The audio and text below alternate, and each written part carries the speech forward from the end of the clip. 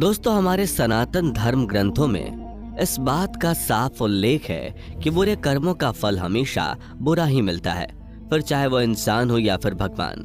और ये तो आप सभी जानते ही हैं कि मर्यादा पुरुषोत्तम श्री राम ने अपनी पत्नी सीता को एक धोबी की बातों में आकर अयोध्या छोड़कर जाने को कह दिया था। लेकिन क्या आपको पता है कि एक समय माता सीता ने बहुत बड़ा पाप किया था, जिसकी सजा के रूप में उन्हें गर्भवती हालत में अपने पति से दूर रहना पड़ा था। माता सीता ने कौन सा पाप किया था और कौन था वह धोबी जिसकी वजह से माता सीता को वन में भटकना पड़ा था? इससे जुड़ी कथा आपको हमारी आज के इस वीडियो में जानने को मिलेगी। वीडियो काफी ज्यादा इंटरेस्टिंग होने वाली है, इसलिए अंत तक हमारे साथ जरूर बने रहिएगा। दोस्तों, जिस कथा के बारे में मैं आपको बताने जा रहा हूँ उसका उल्लेख आपको रामायण में मिल जाएगा। दरअसल रामायण कई भाषाओं में लिखी गई है। ऐसे में अलग अलग रामायण में कई तरह की दंत कथाएं मिलती हैं और ऐसी ही एक दंत कथा माता सीता से जुड़ी हुई है, जिसके मुताबिक त्रेता युग में मिथिला नगरी में जनक नाम के राजवंश का राज हुआ करता था। जनक राजवंश के एक ही राजा थे, राजा शीरध्वज, जो एक बार यज्ञ के लिए जमीन जोत रहे थे। उसी समय जमीन से उन्हें एक छोटी सी कन्या मिली। कन्या के सुंदर नयन नक्श को देखकर राजा बहुत खुश हुए, इसलिए उन्होंने उस कन्या को अपनी पुत्री के रूप में गोद ले लिया और यही कन्या सीता के नाम से जानी गई। जब सीता थोड़ी बड़ी हुई तो एक दिन वह अपनी सहेलियों के साथ अपने महल के बगीचे में घूम रही थी। तभी अचानक उनकी नजर एक तोते के जोड़े पर पड़ी, जो देखने में बहुत ही ज्यादा खूबसूरत थे। तोते का वह जोड़ा एक पेड़ पर बैठकर सीता जी के बारे में ही बातें कर रहा था। उनके मुख से अपने भविष्य की चर्चा सुनकर सीता जी को बड़ा आश्चर्य हुआ। कहते हैं कि उनमें से मादा तोता बोल रही थी कि पृथ्वी पर श्री राम नाम से विख्यात एक बड़े सुंदर राजा होंगे और उनकी महारानी का नाम जानकी होगा। श्री राम देवी जानकी के साथ कई वर्षों तक राज करेंगे। धन्य है वो जानकी देवी और धन्य है वो प्रजा जिन्हें प्रभु श्री राम जैसे राजा मिलेंगे। एक साधारण तोते के मुख से अपने भावी पति का नाम सुनकर माता सीता अचंभित हो गईं।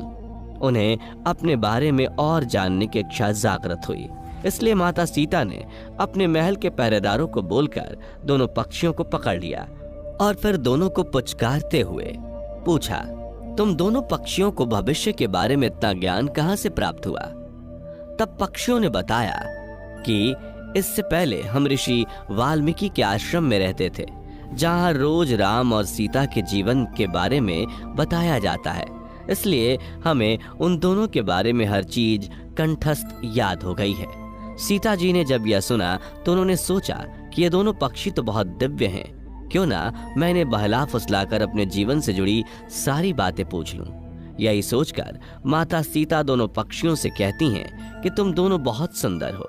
देखो, तुम दोनों को डरने की जरूरत नहीं है, मैं तुम्हें कोई नुकसान नहीं पहुंचाऊंगी। तुम बस मुझे ये बताओ कि राम कौन है और उनका विवाह जानकी से कैसे होगा।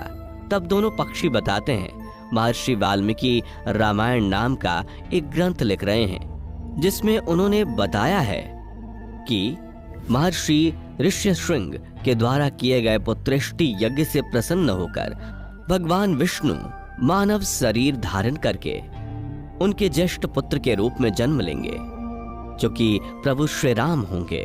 बड़े होने पर श्री राम महर्षि विश्वामित्र और अपने छोटे भाई लक्ष्मण के साथ हाथ में धनुष लिए मिथिला आएंगे और वहां शिव जी के धनुष को तोड़कर जानकी से विवाह करेंगे। इतना सुनने के बाद माता सीता उन दोनों पक्षियों को बताती हैं कि जिस जानकी की तुम लोग बात कर रहे हो वो मैं ही हूँ। मैं सीता भी हूँ और मैं जानकी भी हूँ, इसलिए तुम बताओ कि मेरे प्रभु श्री राम कैसे दिखते हैं। इस पर नर तोता माता सीता को बताता है कि श्री रामचंद्र का मुख कमल के समान सुंदर है।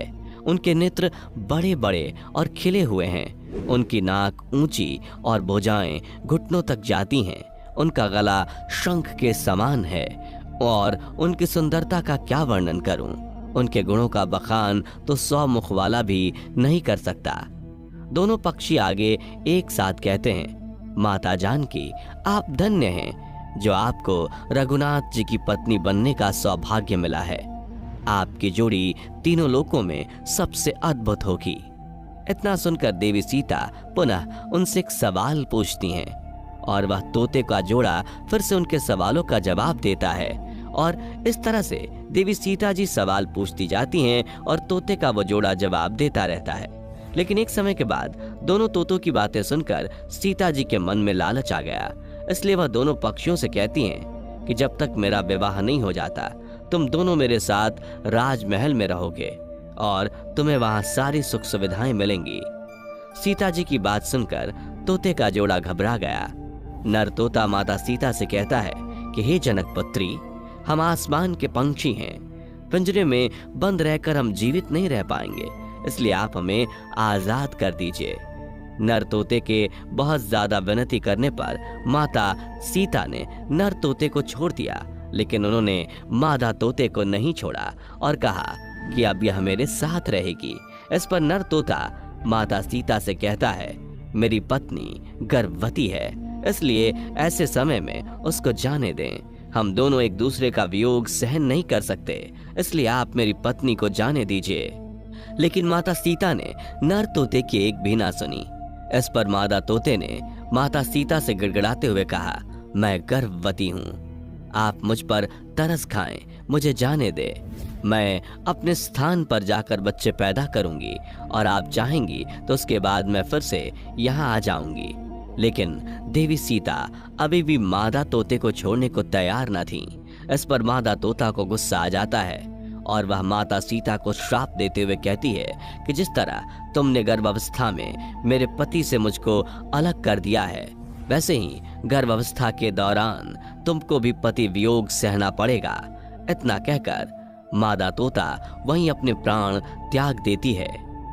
मादा तोता के प्राण त्यागने के कुछ समय बाद नर तोता भी अपनी पत्नी के वियोग में प्राण त्याग देता है। लेकिन प्राण त्यागने से पहले वह माता सीता से कहता है कि तुमने जो कर्म किया है तुम्हें उसकी सजा मिलकर रहेगी और तुम्हें सजा दिलाने के लिए मैं मनुष्यों से भरी श्री राम की नगरी अयोध्या में इंसान रूप में जन्म लूंगा और मेरे ही कारण तुम्हें पति के वियोग का दुख उठाना पड़ेगा। कहा जाता है कि तोते की बात सुनकर माता सीता को बहुत दुख हुआ, लेकिन तब तक बहुत देर हो चुकी थी और माता सीता चाहकर भी कुछ नहीं कर सकती थीं। बताया जाता है कि अगले जन्म में ये तोता वही धोबी था जिसने माता सीता के चरित्र पर उंगली उठाई थी, जिसके बाद प्रभु श्री राम ने देवी सीता को गर्भावस्था के दौरान त्याग दिया था। तब माता सीता वन में भटकते हुए महर्षि वाल्मीकि के आश्रम में पहुंची और वहीं पर उन्होंने लौह कुश को जन्म दिया। दोस्तों, देवी सीता के वियोग की एक अन्य कथा पुराणों में भी मिलती है, जिसके मुताबिक एक बार नारद जी को अभिमान हो गया कि कामदेव भी उनकी तपस्या और ब्रह्मचर्य को भंग नहीं कर सकते। जब उन्होंने ये बात अभिमान में अपने आराध्य देव भगवान विष्णु को बताई, तब विष्णु जी ने नारद जी के घमंड को तोड़ने के लिए एक योजना बनाई।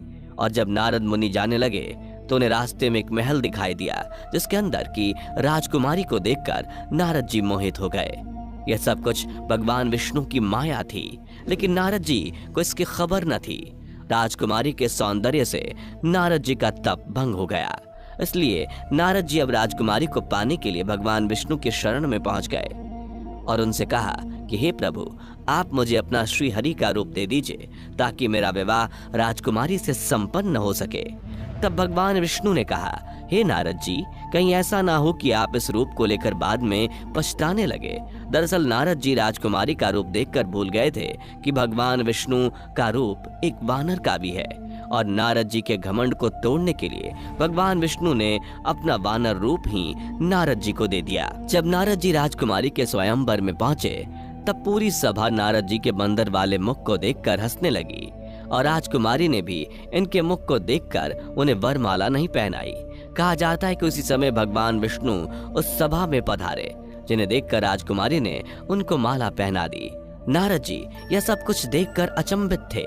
उन्हें समझ नहीं आ रहा था कि क्यों सब लोग उन्हें देखकर हंस रहे हैं। तभी नारद जी को महल के एक पात्र में पानी दिखाई दिया, जिसमें उन्होंने अपना मुख देखा पानी में अपना वानर वाला मुख देखकर नारद जी क्रोधित हो गए और क्रोध में उन्होंने भगवान विष्णु को श्राप दे दिया कि जिस तरह आज मैं स्त्री के लिए तड़पा हूँ, आप भी पृथ्वी पर जन्म लेकर स्त्री वियोग का सामना करेंगे। नारद जी के मुख से ऐसे कठोर शब्दों को सुनकर भगवान विष्णु ने अपनी माया का प्रभाव समाप्त कर दिया, जिसके बाद नारद जी को अपनी गलती का एहसास हुआ और उन्होंने क्षमा मांगी। कहा जाता है कि नारद जी के श्राप की वजह से ही भगवान विष्णु को अपने राम अवतार में माता सीता के वियोग का सामना करना पड़ा। तो दोस्तों, अब आप हमें बताइए कि आपको क्या लगता है, किसके श्राप की वजह से माता सीता को प्रभु श्री राम से दूर रहना पड़ा था? अपना जवाब हमें कमेंट में जरूर बताइएगा। इस वीडियो में फिलहाल इतना ही।